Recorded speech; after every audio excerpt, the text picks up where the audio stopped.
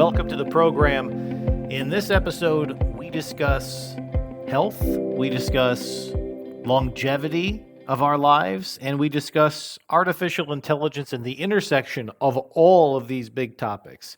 In other words, many of the topics that we have discussed with many guests over the last several episodes all come together in one what I consider to be one of the most interesting and in-depth conversations that we've had on this program this week. And I am joined by Tina Woods, with whom I have the privilege of sharing this conversation. She is the founder and CEO of Collider Health, an organization that works with public, private, and third-party sectors to drive sustainable and innovative transformations in health. She is one of the foremost experts on healthy aging, working at the intersection of science, technology, investment, and public policy. Her work with artificial intelligence in particular has given her insight into preventative health measures that can ensure longer, healthier lives for everyone. One of the topics that we'll cover is AI and how integral it may be to healthier lifespans in the future, the importance of business and policy in healthy, long lives, and the systemic inequalities impacting longevity and health across the world. In addition to her leadership in the Collider Health Organization, she is also the Health and Longevity Champion for the National Innovation Center for Aging in the United Kingdom, and she has written a book, Live Longer with AI: How Artificial Intelligence is Helping Us Extend Our Health Spans and Live Better Too. I can't think of a better person to have a wide ranging conversation on all aspects of healthy living, healthy aging, the challenges uh, facing all of us in our lives as we attempt to live longer and healthier, and where artificial intelligence is going to have a practical impact. We've spent a lot of time talking about it in the abstract, but hopefully in this episode, we get into a little bit more practicality and what that can mean in one specific dimension, not just our health, but specifically aging healthy. Tina was generous with her time and allowed me to speak with her for nearly an hour on all of these topics. And so it is with great honor and privilege that I present that conversation to you now. Let's discuss starting with our definitions, because I think when we start talking about health, we start talking about healthy aging, we start talking about all the topics around it. This is a humongous issue, and we all Yeah, define health a little bit differently. We all define healthy aging a little bit differently. yeah, So, as a level set to start our conversation, when you think of health, what comes to mind for you, and what should be coming to mind for those who are running companies, running industries, running businesses, making policy? sure.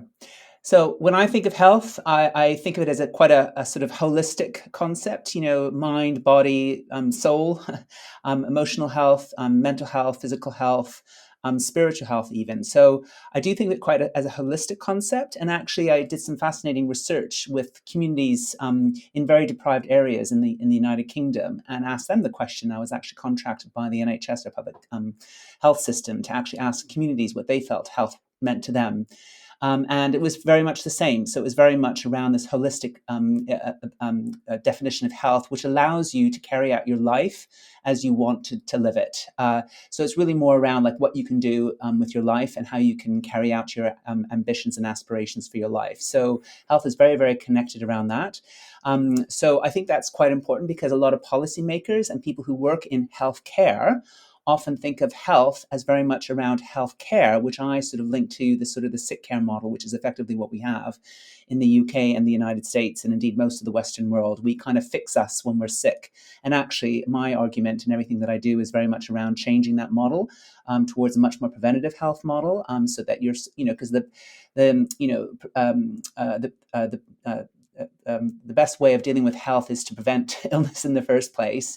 And so really, we should be there, and we're not. Yeah, well, and so often we also separate mental health is one system, physical health is another system. Within physical health, we treat different things in specialties, Mm, and very rarely do our systems actually put that whole piece together. yeah. So, is there any place in the world that's actually doing this really, really well? That's a good model for how we should be doing holistic healthcare? Yeah, I mean, I think actually, if you go towards sort of the eastern sort of end of the world, Asia, for example, and actually, if you really go back to ancient Chinese medicine, you paid your doctor when you kept well. So you did not pay your doctor when you were sick, because obviously they didn't do a good job keeping you well. So actually, that's really where we need to move. And actually, in Asia, and if you go to sort of countries like India and sort of Thailand, Singapore, places like that, I mean, spiritual health, mental health, mind health. They're much more focused on that. So I think we've got a lot to learn from those countries. Actually, we're not doing things very well at the moment in the Western world. And you sort of mentioned sort of this treating sort of illnesses very much in silos and treating by disease. That's part of our problem. We don't actually look at individuals as individuals. We look at the disease, and actually all diseases are connected. And going back to healthy aging, which you first set up at the conversation on health aging. There's no actual definition of aging. I mean, I'm talking more in the scientific sort of world, which is part of the problem. But actually, aging is really a constellation of the chronic diseases of getting older, and they're all linked and they all cluster around the later stages of our life, and they're all interconnected by the whole sort of pathophysiological process, involved in aging, and how our bodies sort of degrade, during our whole lives, and it even starts before birth. So everything that you do, even before birth, and even at embryonic development, and even the lifestyles that your parents carried out, it actually comes through epigenetically how your genes express themselves, in their offsprings, and bad habits, in your early lives, they set and train, disease pathologies much earlier than otherwise. So I think that's really where our focus needs to be. We talk about healthy aging, this has to be through all stages of our life. And it Yeah. feels like so much of our healthcare system based focus on the latter stage. So once Hmm. you have begun to have serious and complex and interconnected health issues, which for many people begins in their 50s, 60s, and 70s. But Mm. really, if you're talking about healthy aging, we should be thinking about every stage of that. There Yeah. are health changes that happen from childhood all the way through. Yeah. So, do you feel like our healthcare system has any particular, and when I say our healthcare system, I'll stick with the UK, North America, we'll Yeah. say EU, Yeah. and then if we do want to do it around the world, and you have Sure. examples of places that are doing this better, let's take that journey. Well, I'm Canadian, lived in the States, and now live in the UK, so that suits me fine. Excellent. So when we think about ours, do you feel like we're doing it well at any stage of the aging? Are we doing it better with younger people, middle-aged people, early elders, elder care, or are we just sort of stumbling our way through the whole the Well, whole age range? yeah, I mean, we're almost victims of our success in the sense that we're developing all these incredible treatments and drugs and devices and things that we can put into train when we're sick, and actually so much investment and attention has been on all everything to treat us when we're ill, and actually that's part of the problem, because we need to be putting that money and that investment much earlier. In fact, if you look at the US, they spend far more as proportion of their GDP on healthcare than the rest of the developed world. Yet life expectancy is starting to drop in the US, and that's because of obesity. It's partly caused by mental health, death by despair. We're seeing a lot of that. So it's not only to do with COVID, and actually, so there's some far bigger sort of systemic issues. And the UK are also, suffering from exactly the same problem for slightly different reasons. We're starting to get a decline in life expectancy, and more worryingly, there's a gap in healthy life expectancy between poor and rich people. So those years lived in good health. So we have a situation where, despite all the investment and the increasing investment in all these wonderful revolutionary sort of medical treatments and drugs, we are actually getting sicker. We're delaying death, well, up until a certain point, because as I mentioned, life expectancy has been dropping recently, which is the really big concern. But actually, we're spending more and more of our healthcare resources on those final stages of our lives, and we're crippled by multimorbidity, we're unhealthy, and actually, a lot of us are dying in hospitals where we don't want to be in the last days or weeks of our lives. And actually, most of the healthcare resources are spent in those that latter parts in hospitals where we don't even want to be. We're being kept alive, and it's partly to do with the Hippocratic Oath. I mean, doctors are meant to do no harm and to keep you alive. And so I just think we've got to do a whole reshift in how we're really thinking about this. And actually, let's really focus our resources on delaying disease and keeping it as healthy as possible for as long as possible. And if you looked at the in the UK at the moment, the government is seriously worried about the fact that we have such a chronically ill population, not just the plus 50s. We have mental health, which is a crisis in our younger populations. People are dropping out of the labor force to the point where we have a huge workforce inactivity issue, which is literally dragging the economy down. So this is actually like a massive wake up call that we really, really, really need to invest far more in prevention.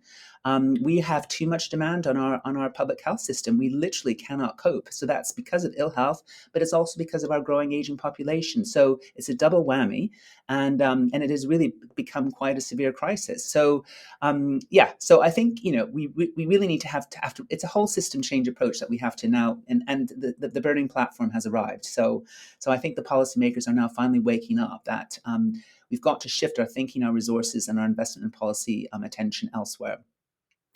Do you think that as we look at all the factors affecting health, there's any one that's beginning to have a bigger impact than the others? And as an Mm. example, we hear a lot about, our environment, Hmm. Yep. literally our physical environment, the water we drink, the food we eat, Yes. the air we breathe. This is a Yes. factor. Stress, Hmm. just an increasing amount of activity in our lives, our Yep. digital lives are affecting us. And then just the changing environment of our society, Yep. different responsibilities and different trends. Is there any one of those that you and your team or your research or your companies have Yeah. identified as a real smoking gun that we need to be locked in on? So this is a perfect segue to talk about a lot of my recent work. So there's the sort of the top end sciencey bit around this concept called the exposome. I think everyone has heard about the Human Genome Project. About 20 years ago, we were decoded the entire human genetic code. We are now moving to this. We've got the Human Exposome Project, which really needs to be done, which is very much around how do human beings flourish or not in their wider environment. So this is everything to do with the air that we're breathing, the food that we're eating, the green spaces that we're exposed to, air pollution or not, smoking, stress. You mentioned stress, our ability to withstand stress in our lives, and that could be anything to do with bad nutrition, or it could be financial worries, poverty. All these stresses. Human beings have more or less resilience to these stresses than others. So there's a huge variation. So the frontier science is really focused on that sort of what is happening at a human level for us to withstand stresses or not. And it varies hugely across life course. It varies hugely across individuals. And so that's like the next frontier in terms of understanding health, that whole concept around resilience. But in terms of environment, so yes, the exposome describes all those environmental sort of wider determinants on our health, which let's remember, less than 20% of the determinants of our health have anything to do with doctors and hospitals. Most of it is actually outside the healthcare system. So what outside healthcare is sort of how I describe it. So it's everything to do with the environment in which you're living. And you mentioned the sort of the smoking guns. Well, smoking is an obvious one. Smoking is the biggest killer by far, and it still is. And actually, it's very, very linked to this concept around the gap in healthy life expectancy between rich and poor. It tends to be more deprived groups that tend to smoke more. So they're most affected. And in fact, if you cut out smoking in one swoop, you cut out this gap between years lived in good health, which is at the moment over 20 years in the UK, you would cut that in half. So that's like massive, right? But air pollution is also huge. But actually, the one thing I think the other two factors, which are really, really important, because these are very sort of more within our control, but not necessarily so, because these choices are very influenced by our environment, and the choices that we make, both subconsciously and consciously, are to do with our diet and levels of exercise. So I would say that one of the big industries that we really have to be looking to do better as a responsible industry is the food industry, because we eat far too much ultra high processed food, far too much junk food, which tends to be cheap. So, of course, the poorer you are, the more you tend to eat these foods. So, and this is actually the driver behind the obesity epidemic, which has reached crises proportions in the UK, and I know is as serious, if not more serious, in the US. We are way too overweight. We've got diabetes, which is eating up more than 10% of our NHS, our public healthcare system's resources. This is largely lifestyle driven, not diabetes 1, of course, but diabetes 2. This is largely preventable. But having said that, it is and it isn't, because again, it comes back to the food practices and what is available in terms of eating and the marketing practices and the advertising practices. We are literally being sort of exposed and made and becoming addicted to junk food and ultra high processed food. So that is a huge one to tackle. The other thing is around inactivity. And again, I'm afraid we lead these lives of convenience and ever more so. It's like a so called good thing, the less you have to do. You can sit on your sofa, order everything that you want from Amazon, Uber Eats and whatever. This is considered a good thing. Well, actually, this life of convenience is killing us because we're not moving around. We're not embedding normal day to day exercise, that we used to do. I don't know. Some of you may have come across this new Netflix program called Live to 100. It's all about, and it talks a lot about the experience of the so-called blue zone countries. So Dan Buettner, which many of you will have heard of, and especially now with this Netflix series out. So he's traveling. He travels around the blue zone countries and cities and finds out, well, what are they doing that keeps them going? Many of them living more to. There are more and more, people living to over 100 in these areas, and why? And it's actually linked to very simple things that your grandmother used to tell you. It's like, eat really good, healthy food, eat your greens, get your exercise, get your fresh air, see your friends, do something that you love. And it's all very much bound in communities and social connections and feeling that you're part of a community, part of something, and having a sense of purpose. Now, it's not rocket science, is it? But actually, we are not doing something right in our society today because we don't do those things. We're not getting enough sleep, we're stressed, we're eating terrible food, not getting enough exercise, getting worried about our financial woes, about the threat of World War III, about climate change. Our younger generations are worried about the future. This is really, really, really serious now, and are deeply affecting our health. So that describes very neatly why the exposome, these stresses in our lives, have such a huge bearing. And what I find more fascinating as a scientist and wearing my science hat, is that the science is actually showing this. The data that is coming out showing the link between our behavior and our psychology and our state of mind is actually fundamentally affecting our biology. So that's really interesting. And, there's a lot of investment, what I call the 2.0 biotech investment, going into longevity. And they're looking at the drugs and the molecules, which, yes, we do need to mitigate the effects of aging and maybe one day to actually delay it or even stop it, and make us immortal beings. But actually, there's an awful lot we can do of all the other factors, our lifestyles, eating habits, our physical activity, which would give us another 10, 20 years of healthy life expectancy if we did all that right. If you're poor, if you're really worried about your finances, if you're stressed, that automatically takes 10 years off your life. And we still do not have a pill or a drug that can outdo the effects of a bad lifestyle or stress. So it's like, we've got to keep things in perspective and focus on the right things to really achieve the impact on our health. And that's for policymakers, investors, and I think in the world of AI and all the frontier technologies, which I'm really engaged with, and I'm involved in a huge mission called the Quantum Health and Longevity Innovation Mission with my colleagues at the National Innovation Center for Aging and scientists and entrepreneurs worldwide. We have to think much bolder and much bigger how we can harness these technologies, really understand how to keep people healthy and well. The science is showing us. We've got the data to get the evidence to influence policy, to influence funding, to create the new business models of the future, the investment case of the future. We need to invest for health, not in curing you when you are sick. So that is the big message that I would say to everyone out there with influence, power, and money. We've got to think very, very differently ahead because we are in a crisis situation now in most of the world with our health, which is linked to our wealth and prosperity.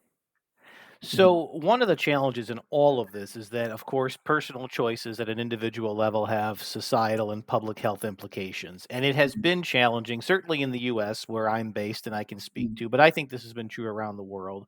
Mhm. There's incentives, there's campaigns, there's, Mhm. every opportunity for a lot of individuals to make those different choices. But it definitely feels like if you get off to a bad start, if your Mhm. early years are fairly unhealthy and you start developing those Mhm. unhealthy patterns, what you eat, lack of movement, everything you mentioned, Mhm. there's a point at which it gets harder and harder and harder to actually change that behavior. And certainly government policy making can only go so far. And in the US, there's a strong streak of sort of independence. And the more the government tells you to do something, the less likely Yeah. you are to do it. So I'm curious from the psychological standpoint on this, are there any particular incentive structures that policymakers can put together that would incentivize these different and Mm. healthier behaviors without sort of feeling forced. Yeah. I mean, listen, the UK, like the US, we don't like government to tell us what to do. There's this sort of, we call it the nanny state sort of threat, that the nanny will tell you what to do. We have, similar sort of philosophical kind of principles that you've just described. You don't want government to interfere in your life. But but going down to the incentives. So I think this is the interesting piece because at the moment, the incentives at the moment, certainly in the US, but in the UK, they're not aligned around really promoting good health and preventative health, for example, because we've got in the states, doctors make their money through services, and of course, drugs make their money off of chronic diseases. Or vaccines as well, but chronic diseases, it makes a lot of money for a lot of businesses, and I think that is part of the problem, right? So we need to incentivize prevention. So and actually, the role of government should be to incentivize the environment and the business environment, but also the sort of the wider public health environment to be able to help citizens, consumers make choices that are easier to do, cheaper to do, that they can embed in their day to day lives. So some examples of that are, for example, housing policy, transport policy. Creating more opportunities to walk to work, or to make it easier to sort of go to school through walking rather than having to take a car. All these sorts of different incentives. Creating sort of neighborhoods where you don't have cars going through, so you can sort of have more sort of clean air, for example. And on the food side, making it having incentives. So we had, for example, in the UK, sort of the sugar tax levy. So there is the threat of taxation, on if you had too much sort of sugar in your fizzy drinks. That actually led to a huge change in behavior of the drinks companies to have less sugar in fizzy drinks. And actually the consumer didn't even notice it. And actually for those companies who moved quicker, they actually profited commercially from that move. So these are the ways. And I think on the food side, if you there's this whole, and you will have heard this in the climate change, you've got ESG and ESG in investing. I mean, that's very, very commonplace. You've got that in climate, disinvest away from fossil fuels into clean energy. We've got net zero, carbon credits, and all the rest of it. And actually that has been something underfoot for the last 10 years. Why aren't we doing the same thing in the health space, which is actually linked to climate anyway? Good food, sort of clean air, all these sorts of things. It's completely interlinked. And actually, and this is where government could and should, is what I'm saying, have a role in creating incentives so that the food companies who at the moment are really, creating this environment where we're eating way too much ultra high processed food, introduce threats and legislation potentially to change those practices where all the food companies are on a level playing field. There's a period where you can transition towards having healthier products. Get the supermarkets to have a higher proportion of healthy foods on offer. Take away the sweets from the aisles before you make your purchases. These are the ways in which government can have a role, and it's not about telling us what to do, but it is about creating an environment so our choices and our behavior is influenced by that. So this is actually, so these are the sorts of things that I think we really and must be looking at. And I know a lot of the activities that I'm engaged with at the moment are very much, how do we create the right levers to change, at a system change level, our behavior. And this goes from policy to business behavior to investor behavior to consumer behavior, all around health and preventative health and investing for health, which is actually investing for future economic growth. It's all completely interlinked. At the moment, our poor health is actually dragging down our economy. So it's creating the evidence, the arguments, and creating the right series of policy levers and investment levers to really start to change and affect things from a system change point of view. So anytime there's an attempt to move forward and to make change in a system, there's always somebody who's profiting from the existing. So, Mhm. we know that the food industry has a lot of role to play in that. But who are the others? I mean, who are some of the key players in this area that we need to influence. You mentioned grocery stores as one. Without even having to pass regulation, there's some voluntary things that perhaps the grocers of the Mm, world can do, the food producers, even those who are producing processed or sugary foods. They do make changes when there are incentives to do so. yeah. Yeah. Are those the real key players, those who are in the food production line? Yeah, I mean, I think from farm to shelf, I think there's a whole kind of supply chain and food system shaping, re-engineering that needs to go on. Everyone obviously has a role to play in that, and again through the right mix of incentives. So in the UK, we had the National Food Strategy recommendations, which really took a broad look at how do you re-gear the whole food system, and many government recommendations. And the frustration at the moment, because we've had so many government changes, and I don't know if the US, they probably have heard that, but we've had many changes in prime ministers, et cetera, et cetera. So there's been a little bit of a bit of a black hole of action on those recommendations, which hopefully will be picked up again. But to the point about the other influencers, I think going back to the kind of health and ESG argument, really what we need to be seeing in the same way that we're seeing in sort of the wider kind of climate change arena and with energy, for example, we need to start influencing, and this is a big part of the work that I do at Business for Health, is we need to really look at asset owners, asset managers, fund managers in the investment system. I'm talking about institutional investors, pension funds, those who are managing massive amounts of capital. As when we start seeing shifts of trillions of pounds and dollars, moving away out of unhealthy food, for example, moving into healthy food, enabled by government policy and regulation, or even the threat of it, and getting those companies to transition. Getting, for example, I was speaking to an investor the other day. He said, "Oh, I'm speaking to a lot of insurance companies, and of course they want to get involved in preventative health. It's a no brainer. They would want to, like Vitality is." And actually, some of them are realizing, bloody heck, I'm investing in these really unhealthy industries. Our pension funds, our investments are actually going into those industries that are actually creating ill health for our customers. Why are we doing this? So I think this is a sea change that when you start looking at the trillions that are sitting in these big pots of money that are starting to shift because of this. And so this is where the bigger health and ESG argument really starts to really become interesting. So this is where government working with the investor community and then working with the business leaders, let's face it, businesses have a duty to their shareholders. They need to make money. They need to make profit. There's nothing dirty in that. There's nothing to be ashamed of that. But let's create the incentives so that you can make a lot of money while not damaging our health and ideally improving our health. There's a win-win there that we really need to get right. And it is possible. And there does seem to be a general agreement in the business community that health spending is one of their biggest expense line items when it comes to all of their people. Of And course. so the larger the business, the more people they have, generally as an aging workforce in most of the Western world. Mhm. So they're Yeah. paying attention to it. But it's interesting to me that so many have attempted different schemes or different programs or different whatever, and we still really haven't had one at the corporate level at an employee wellness level that seems to be the model. Everybody's trying it, and then there seems to be some challenges or some failures. So on the investment front, obviously that's hugely important, but most companies don't have that big of an influence. They're really focused on their own and maybe their industry. Are you Yeah. seeing some things that actually are working better and that maybe those just haven't made it through the entire business community yet? Or is all these business leaders still just sort of looking at, well, how do I get my costs down and my employees healthier? But they haven't been able to find the right combination of policy and So incentive.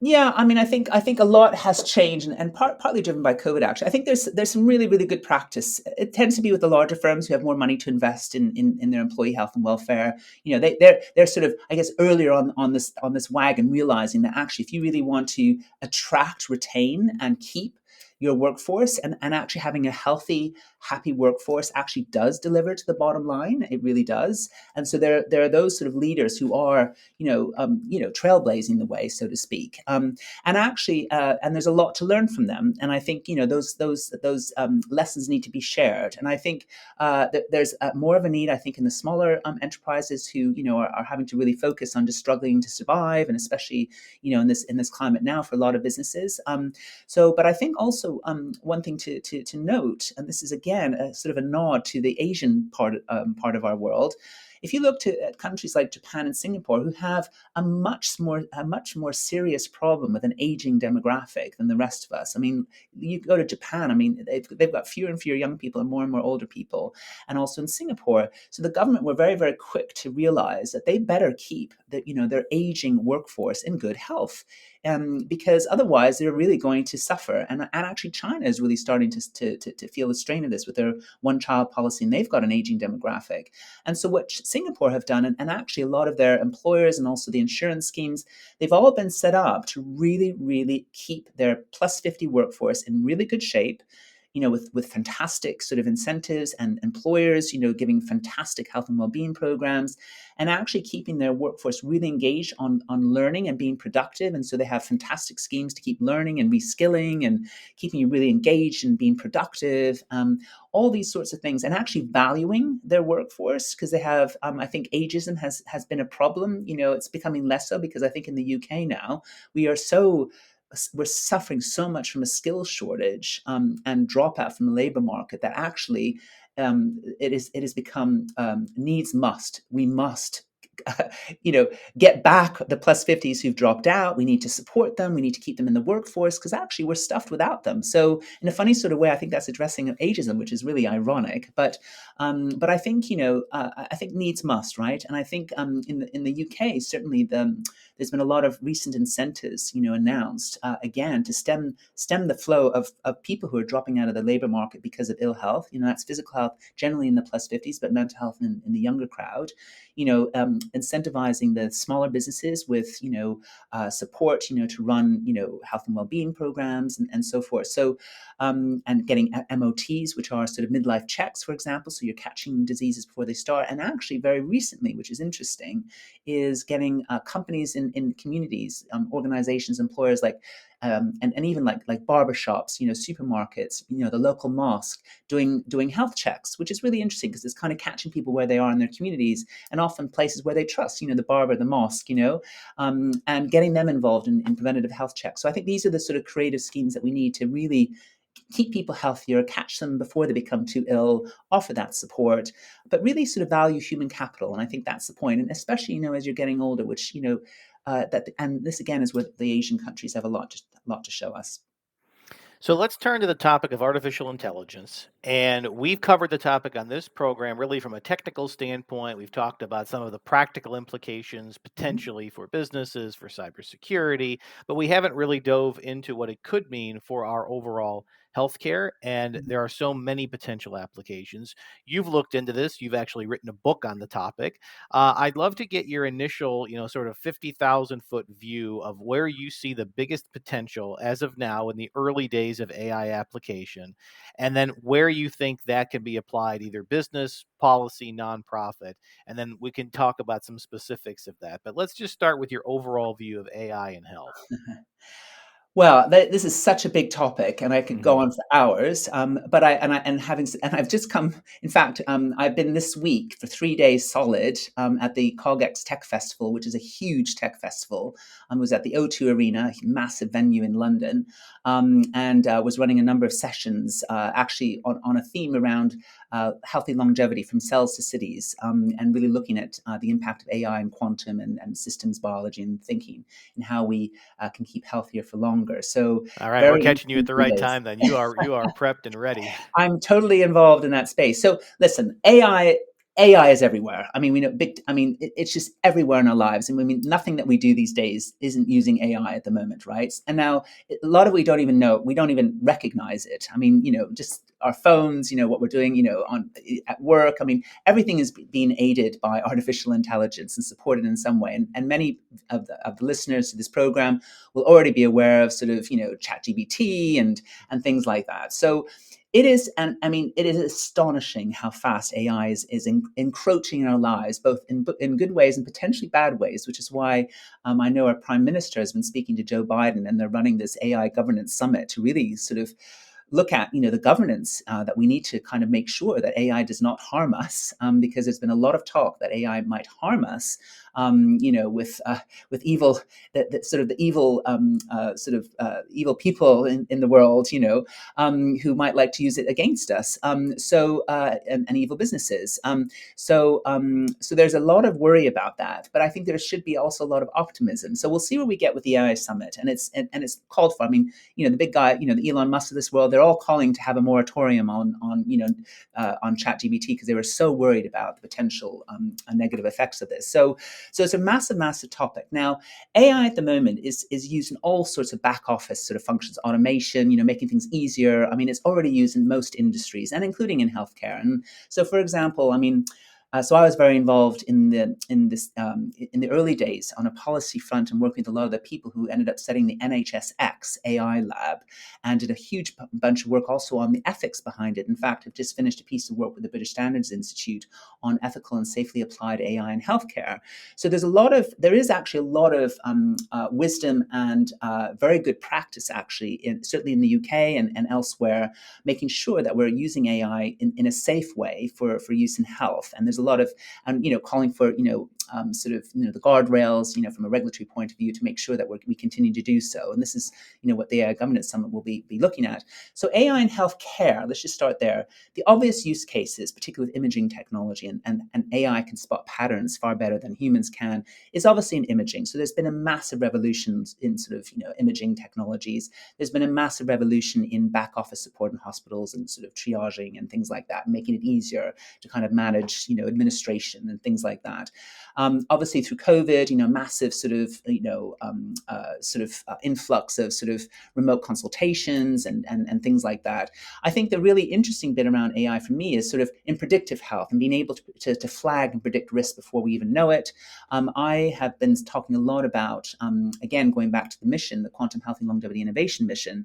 So we're really, really interested in harnessing AI and looking at data at scale in the wider exposome. So what are all the sort of our behaviors and the things that we do in our daily lives? What are sort of the patterns that indicate that we're living an unhealthy life or a healthy life? And what can we learn from that? And how can we feed that into insights that will help us, create those next generation products and services, but also policy and what regulation we need to underpin that policy. So in the end, human beings are motivated by what we love and what we desire and what makes us feel good, what makes our lives easier. And, that's the kind of stuff that big tech knows very, very well. So let's make sure that that understanding of human behavior is harnessed for good purposes. So not making us addicted to junk food and too much, porn and sort of, gaming and all the rest of it, which actually does not help our health, right?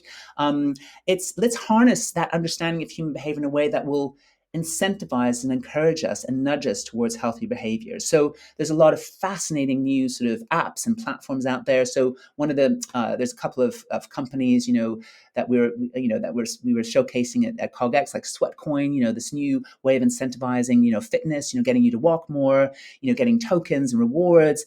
I mentioned Vitality before, an insurance scheme that really rewards you for good behavior. They give you a smartwatch, and if you keep fit and you're walking more, that and you're sort of and you have healthier, sort of healthier outcomes. You get reduced, there's reduced premiums. So there's all sorts of rewards built in for healthier behavior. So these are the sorts of things. I'm working with a company called Humanity.Health. They have a fantastic app which tells you how you're doing in terms of your health. It gives you your so-called biological age. How are you doing in terms of your innate health, not just to do with how many years you've been on the planet, but actually how young are you internally, and actually giving you the ability to actually start introducing healthier behaviors so that you can start reducing your biological age. So there's a bit of gamification in that, and you kind of get excited by doing stuff that actually makes you actually, from the data shows that you're biologically getting younger, but actually makes you feel better. And again, it's all incentivized. So, what sort of environments, homes that we should be creating, and or sort of transport policies to encourage more active walking,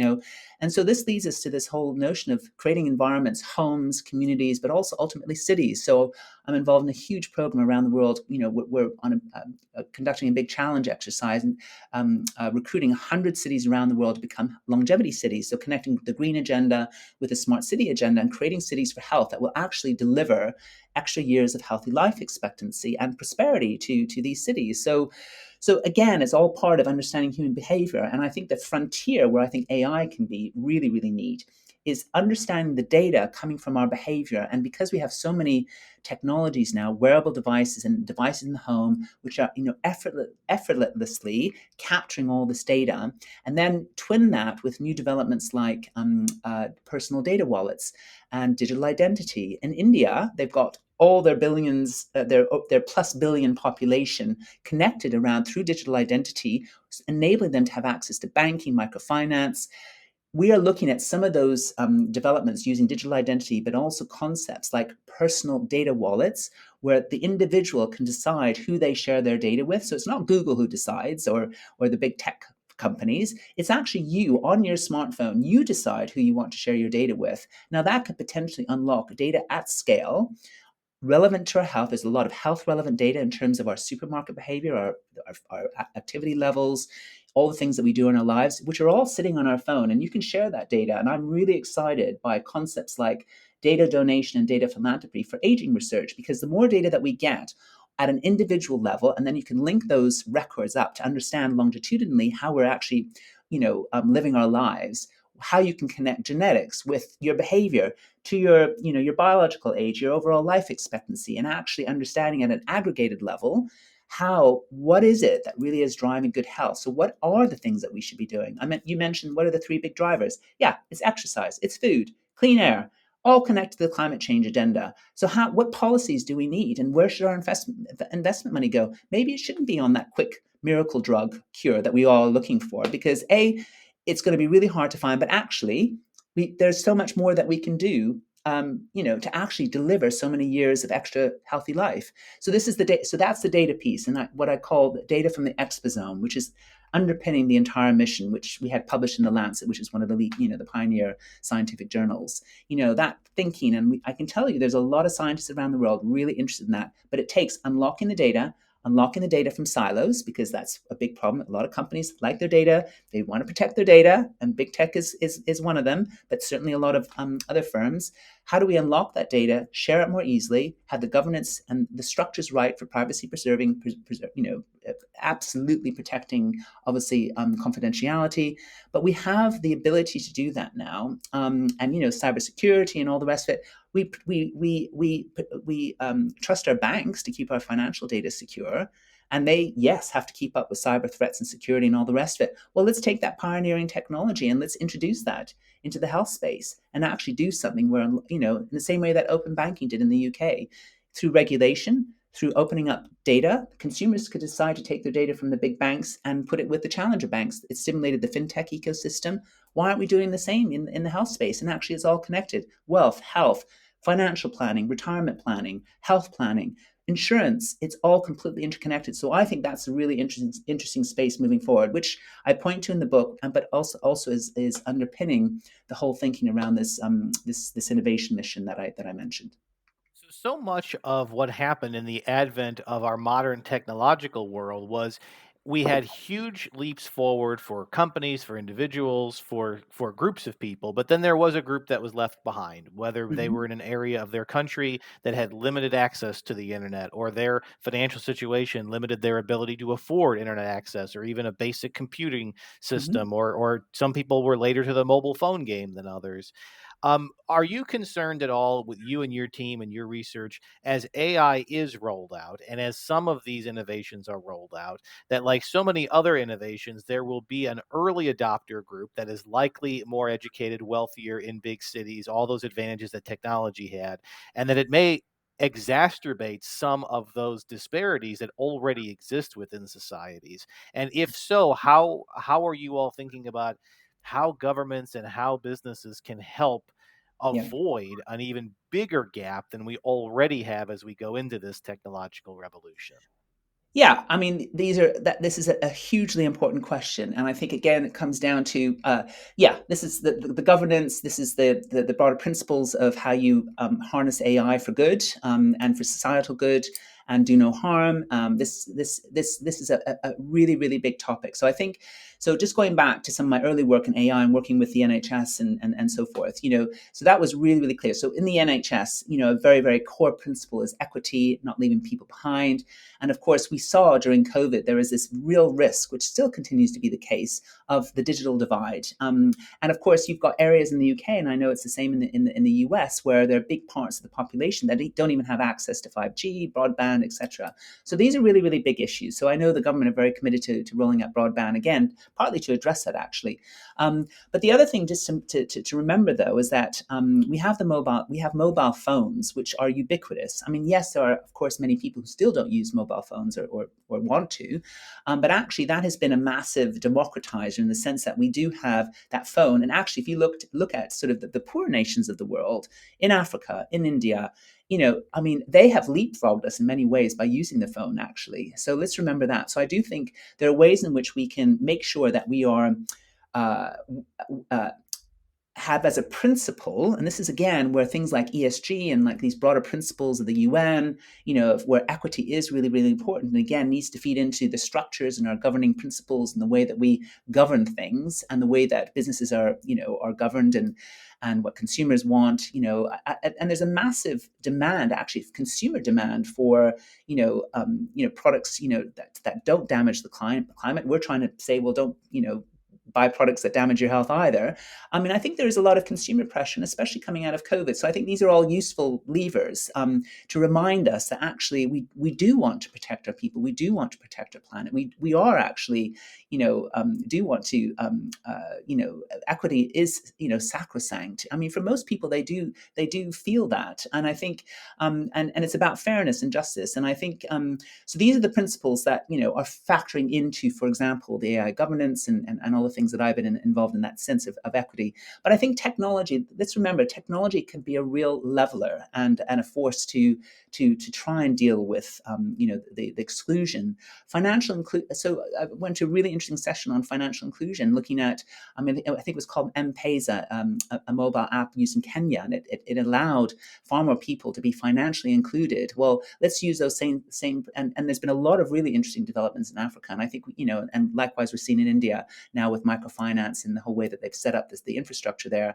Let's learn those lessons and bring that into the developed world, actually. So I think there's a huge amount of possibilities to democratize access to really good health in ways that aren't necessarily expensive, and focus the investment and the energy on keeping us healthy and well, rather than delay it when actually the costs are much higher when you're dealing with things, which are far later down the disease trajectory, which are much harder to fix and which use up a huge amount of resources. So let's turn to one of the more challenging elements of health and longevity, which is end of life. Mm, When you are in your final years or even your final months, we know in the United States, with a largely privatized healthcare system, that people can rack up enormous expenses in the final weeks to final months of life, and it is only incrementally extending their life. And there's little to no evidence it's actually increasing the quality or the productivity of those final days and weeks and years. But of course, we are talking about people, we are talking about people's family members, yeah. and we want to respect those lives and the time that they do have left. But it is a huge challenge for the society as a whole, as well as for governments. It feels like it's a bigger challenge in many ways now, because people can live longer and more people are getting to those points in life, whereas perhaps in past generations you may have, unfortunately, that first heart attack and that was the end, or you may have had a cancer diagnosis and within a few weeks or months that was the end for you. Mm, So science has advanced us to a place where that doesn't have to be our end, but it just prolongs it. And now we're in a place where we can prolong life, but is it quality? Is it productive? yeah. This is a largely ethical conversation, so I don't necessarily want to drag you into that depth. But as somebody who informs leaders in businesses and governments and is at the forefront of thinking about healthy aging, how do you think about this, and how do you advise those who are really trying to put together the right framework for how we think about compassionate but also rational end of life Mhm. care decisions? So this is obviously a very complex question, but I think let's start with a few things. Like, first of all, I think the holy grail, actually, if you're speaking to a longevity scientist, an entrepreneur, is actually to arrive at a point where you are delivering, where increased health span and increased lifespan converge, right? So that basically you are absolutely minimizing that period in your life where you are suffering from ill health. So if you look so Nir Barzilai, who's a very well respected longevity scientist, he has done some fascinating work with supercentenarians and trying to understand why is it that they live a very, very long life, but what tends to happen in their lives is that they live really, really healthy, and then they have a very short period of sickness, and then they die. And so in a way, they've got a really good formula because they can enjoy all the benefits of really good health till a very, very late age, often, 100, 110, even up to 120, and then suddenly they die, right? That sounds to me like a pretty good recipe. So I think that convergence of getting increases in health span and lifespan together sounds like a really good recipe. So that actually is a huge focus of activity. How do we get that? And I'm not talking about those who want to live forever and have, devise a secret to immortality so that we can live forever. And there's some fascinating research, and that's a whole kind of other sort of strand. But I think for most of us, that sounds pretty good because what we instead find is that, and I think the stats in the UK, I think, is that the last 2 or 3 weeks of people's lives tend to be in hospital and consume about 15% of the NHS resources. Most people, they don't want to be in hospital in that state. So, but yet we're spending all this money keeping them in that state. So this again is the argumentation. So let's get it right. Let's invest that money to keep people as healthy as possible. Really use that science to understand how can we keep our populations as healthy as possible for as long as possible. They can be productive in the economy. They can continue working and continue saving and planning for a nice, long, happy, long life in their retirement years, whatever they decide to do. A lot of us don't even like the word retirement. I don't think I'll ever retire. I want to learn. I want to be productive. I want to volunteer, maybe even not working. This gives you your sense of purpose in life. So let's just really rethink what it means to age and also what it means to die, because we have this sort of fear of death. Well, because at the moment it sounds pretty horrific. You're ending up in hospital, all these this multimorbidity. You're feeling terrible. You're dying in a place where you don't want to be. It doesn't sound too good, right? So we have to rethink and not be necessarily, So death is a thing that everyone has their own view on. But I think let's just make that point at which you die a much nicer experience, which it can be if we get it right. So I think that's a holy grail for a lot of scientific research now. Let's really work out what is that combination of interventions, and it could be drugs and all the rest of it, and it will be, especially as you get to a later point in your life, but it will be married up with a whole host of other things that we can be doing at an individual level. It's going to be the food that you're eating, it's your activity, it's your social connections, it's being surrounded by people you love, it's all these sorts of things, having environments where we've got wonderful hospices where you can die, for example, in the UK, where you can have your family around you, all these sorts of things. I mean, there's a whole host of things that we can just make the whole experience much better than what we have at the moment. So those are the sorts of things that we need to be really concentrating on. And I also want to get your perspective on how prepared you think we are as a world and maybe as individual countries like the UK or like Mm, Canada or the US mm, at dealing with the aging population that we have today. Anecdotally, you talk to a lot of people in their 30s, 40s, and 50s who have aging parents, and increasingly the burden of trying to get the right care for their parent is becoming mm, just as big, if not bigger, than mhm. their childcare issues. Sure. And many people are having to drop out of the workforce for periods of time to Yeah. become caretakers. So it's having an economic effect, a societal Mhm. effect, it's having a mental health effect. People are now basically raising children and their parents at the same time. And it Yeah. doesn't feel like there's a lot of support for that age group of people who are Yeah. basically caretakers for their elders as well as the juniors. Do you feel like we are not addressing this aggressively enough, both through public policy and through business policies? Uh, or do you see a little light here that you're getting the right questions and that they actually are making some incremental progress on this? So, yes, it is a massive issue, and I think they call it the sort of this. I think they call it the sandwich generation, where you've got a lot of people in their midlife who are looking still after their children, plus their aging parents, and it creates a lot of pressure and stress. And so, and that's certainly in the UK. And in fact, it's one of the main. It's not the only reason. Ill health is a very big part of it, but actually, those caring responsibilities is another factor for a lot of the labor force dropout, that we're currently experiencing in the UK, which is literally like crippling the economy now. So it's a massive, massive issue. We have our own unique situation in the UK where we have a very disconnected social care and NHS, which, after many decades, they're still not cracking it. So it's a massive issue. Like, how do we get that right so that we get the right support? But I think, again, there's some really interesting. There's some, and I know it's the same in North America as well. So we are suffering from policy not keeping up with the hit of the aging demographic and how it is actually playing out.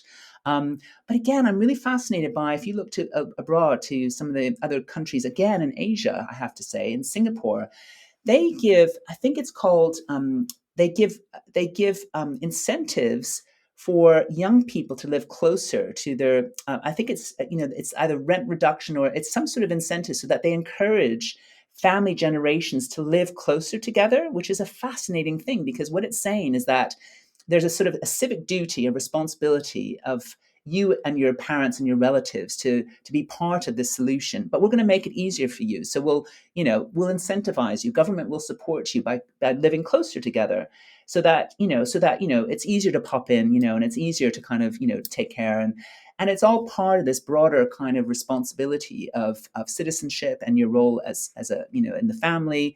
And it kind of goes back to some of the lessons that are coming out of, I mentioned that Netflix program, the Blue Zones. One of the big factors there is that they have families close by who look after each other. I mean, there's some really beautiful stories in that program. And it's so true. I mean, the last thing most people want, and I see it, and I see it all over the place in the UK and I'm sure in North America. People when they need a lot of care, they go to care homes. Now that is a huge break from the social fabric and the family, the family fabric, the memories, and all the things that used to give you the desire to live and feel happy, and that suddenly is destroyed. And it's not. These are the sorts of things that we really have to take stock of and look to these other models and learn from them. So yeah, so I think we've got some things to learn. Our lives of convenience, are sort of individualistic societies. Let's take stock, and learn from where other countries seem to be getting much better results and happiness, really. um, The time flew, but it's time for us to wrap up this particular program. I would love to give you an opportunity to share with our audience that loved this conversation and would love to learn more about you, your research, and your work. Can you share some of your websites, books, social media accounts? Yeah, absolutely. So, easiest places to find me are on LinkedIn. So, Tina Woods on LinkedIn and also on Twitter. I have my website, which is www.colliderhealth. So, COLLIDER health, all one word.com. I've got a website for my book, which is livealongerbetter.org, which is the website for my book. But my book is called Live Longer with AI. And if you just click Tina Woods, Live Longer with AI, it'll pop up on Amazon. So, there you go. Excellent. Thank you so much for the time. We hope to have you back again to have an even deeper discussion, and perhaps there'll be some events in the news that prompt us to get your take on some of hopefully, the developments in policy and in society around this fascinating topic. Thank you so much for the opportunity to chat with you. It's been a great pleasure. I sincerely hope you enjoyed listening to that interview as much as I did conducting it. In a couple of weeks, in a couple of episodes, I should say, I have some additional thoughts on the overall topic, but I don't want to spoil all of the information in this one by layering in my view or my opinion on it. I think this interview deserves to stand on its own, and I hope you will listen to it again. I hope you listen to all the episodes that we post again. But there was so much nuance in this one, and there were so many different perspectives about aging, health, policy issues, the role of technology, the role of artificial intelligence. It's a lot to take in one episode. And in fact, even for me who conducted the interview, I had to go back and listen to that a couple of times to make sure that I absorbed all the new knowledge that I took in and importantly, Tina's perspective and her experience in this space. So I hope you'll go back and listen to this show again, and stay tuned and keep downloading and keep subscribing to our program, because in a couple of weeks' time, I'm going to come back to this topic and do a solo podcast, which I have increasingly been asked by our listeners to do more of and to share more of my perspective. And I think I'll have a unique perspective to share, but I think it'll be important to listen to that, having given you all the chance to listen to this interview. Special thanks again to Tina Woods. She promoted all of her sites and her books. I encourage you to buy the book. Go to her LinkedIn page, follow her. She posts interesting articles on a pretty regular basis. And of course, Collider Health, that website, available for anybody who wants to learn more about the company. A quick preview of what's coming up on the next couple of episodes of the program. Our next episode features Sophie Thompson, who is the CEO and founder of Virtual Speech. It is a virtual reality, artificial intelligence tool that allows you to step into a virtual environment where you can practice your speaking skills and your interview skills and even your one-on-one skills. It's a fascinating topic. I don't want to spoil the specifics, but there's so many things that we covered in this. And we talked about Sophie as well, who is a young founder and very successful entrepreneur who had a great idea and turned it into a business. So we talk about the tool, we talk about the solution, we talk about its role potentially in helping people get more comfortable public speaking. And then we just talk about what it's like to get a business going as a person with an idea. Didn't know exactly how to take it to the commercial market. So that's our next episode. And then in 2 episodes, we have Sharon Goldman, who is a journalist covering all things in the artificial intelligence space for VentureBeat. And we have covered the topic of AI here a couple of times, but we have not covered it in the level of detail that a journalist goes into. And I always want to pick their brain about what questions are they asking? Where are we on the arc of this story? And what's fascinating too about Sharon and her background is that she's been covering this for more than a decade. So while many of us have only woken up to the potential of AI over the past several months of 2023, she's been covering this topic since long before it was in pop culture or in our everyday language. So a couple of the interesting topics that are still coming up, let's call it entrepreneurship and using technology to help overcome some challenges that may face people in the business community, and then a in-depth conversation about the state of artificial intelligence in the corporate world. Who are the leaders, who are the laggards, and what do we have to look forward to? And we're also going to talk about a social conversation that I will lead in a few episodes to follow up on the discussion that we had today. I do think the topic of aging and healthy aging and quality of life is a huge topic, one worthy of additional time, and I want to give a few more personal thoughts on it, but I think it's important we allow this episode to stand alone, and then we'll come back to it, and I will make some references to this program in just a few episodes from now. I encourage you to subscribe anywhere you get your podcasts. We are everywhere. We are on the Apple Podcast community. We are certainly available through Spotify. We are available through Google Podcasts. You can find us on the Odyssey app, iHeartRadio app, pretty much anywhere, including Amazon Music, that you get your audio or that you subscribe to your podcast. We are available. You can always visit my website, brianjmatos.com, find links to all of those podcast communities, or just download the episodes directly from my website. We also post additional content, some additional thoughts that I have on the guests and on the programs, links to the books that our guests have written, that in case you'd like to buy them yourself and read up on these topics. And of course, you can find me on social media. I am on all the social platforms, from X to Facebook to YouTube. And I certainly encourage you to visit the YouTube channel as well, where we take clips of these programs.